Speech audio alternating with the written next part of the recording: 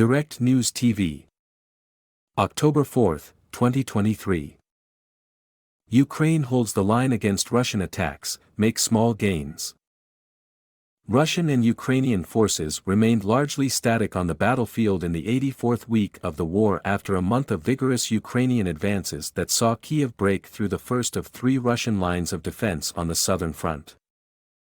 Still, Ukraine proved it could hold on to its gains against Russian counterattacks and even made a few advances. Russian forces appeared to have lost a kilometer-long, 0.6-mile-long, trench west of Verbov, a village on the front line of the main Ukrainian thrust through Russian defenses in the Zaporizhia region in southeastern Ukraine. Vladimir Rogov, an occupation official, said at least 4 companies of Ukrainian troops had launched an attack on the trench on September 26 supported by armored fighting vehicles. Geolocated footage that Russian sources released the following day confirmed that Ukraine held the position it had stormed. Verbov sits on the eastern side of a U-shaped salient into Russian-occupied territory in western Zaporizhia. Ukrainian forces also mounted an attack on Russian positions north of Robotyne, a town on the eastern side of that salient, on Thursday. Russian units posted that the assault was insufficiently supported by armor and was repulsed.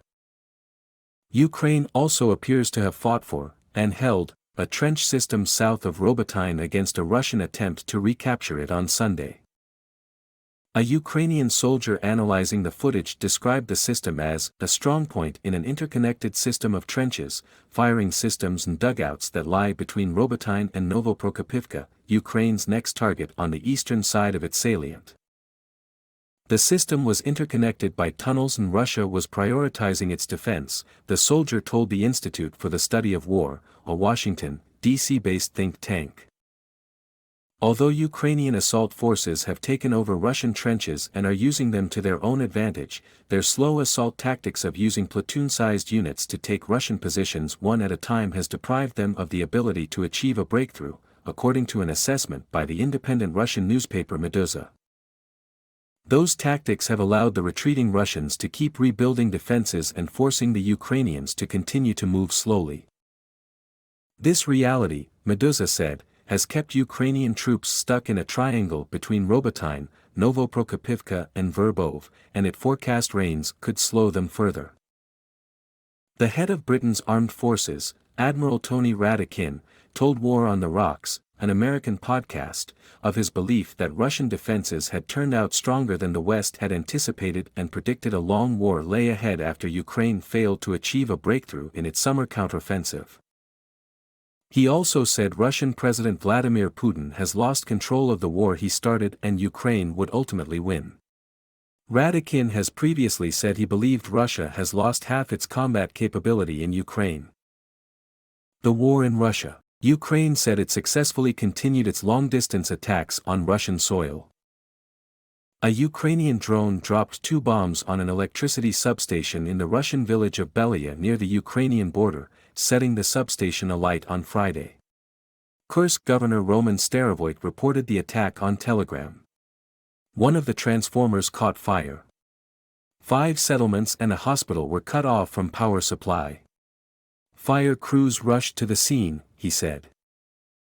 Ukraine's military intelligence said on Sunday that it had disrupted the production of Russian Kh-59 missiles, which have a range of 280 kilometers, 175 miles, when its drones struck the Smolensk plant where they are made.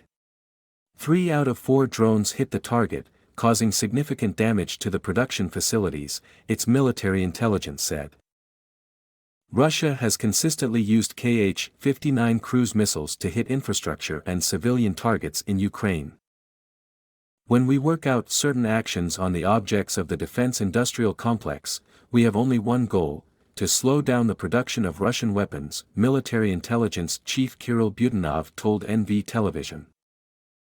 He said attacks on the Russian border by anti-Putin Russian militias were ongoing and had recently claimed the lives of border guards and Federal Security Service, FSB, personnel.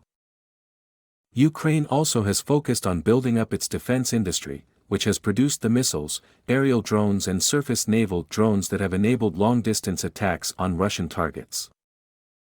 Ukrainian President Volodymyr Zelensky announced the start of a new defense industrial program on Saturday that would be funded partly by confiscated Russian assets.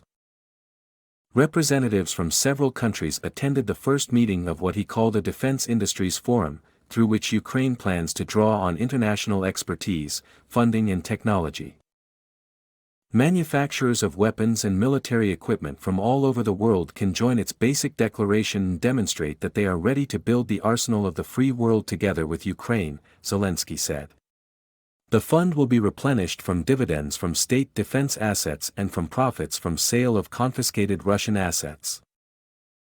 The chairwoman of the German Bundestag Defense Committee, Marie-Agnes Strack-Zimmermann, called for the immediate delivery of Taurus missiles to Ukraine in the wake of the U.S. decision to supply 300 km range, 186-mile range, Army Tactical Missile Systems, or ATACMS, in late September.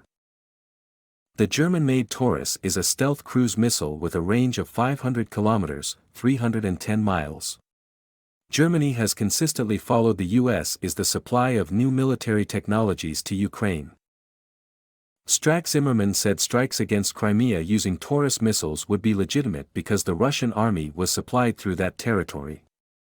International law allows Ukraine to attack military targets and on the territory of Russia, completely regardless of where the gun is made and who supplies it, she was reported as saying.